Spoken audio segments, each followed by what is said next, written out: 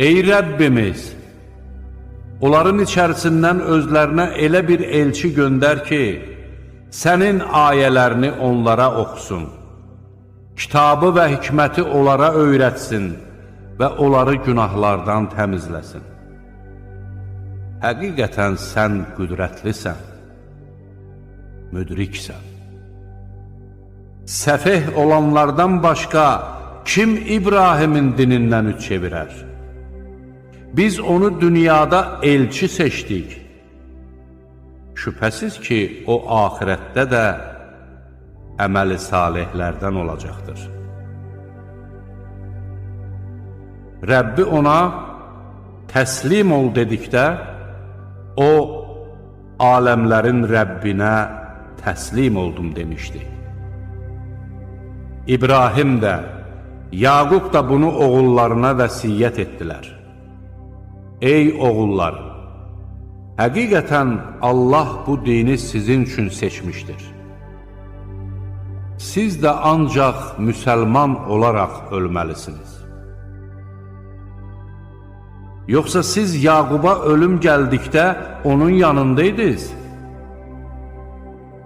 O zaman o öz oğullarına dedi, məndən sonra nəyə ibadət edəcəksiniz?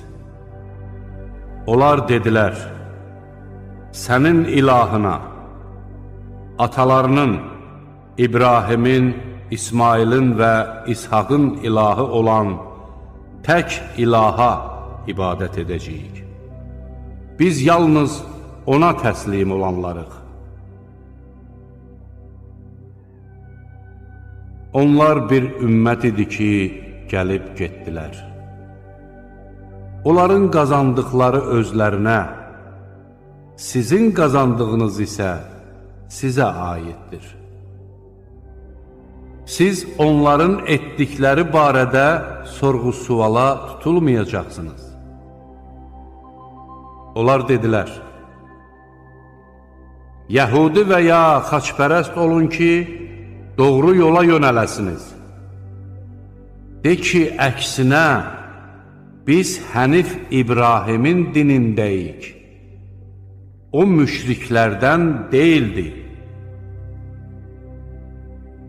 Deyin, biz Allaha, bizə nazil olana, İbrahimə, İsmailə, İshaqa, Yaquba və onun nəslinə nazil olana, Musa və İsa'ya verilənlərə, özlərinin Rəbbi tərəfindən peyğəmbərlərə verilənlərə,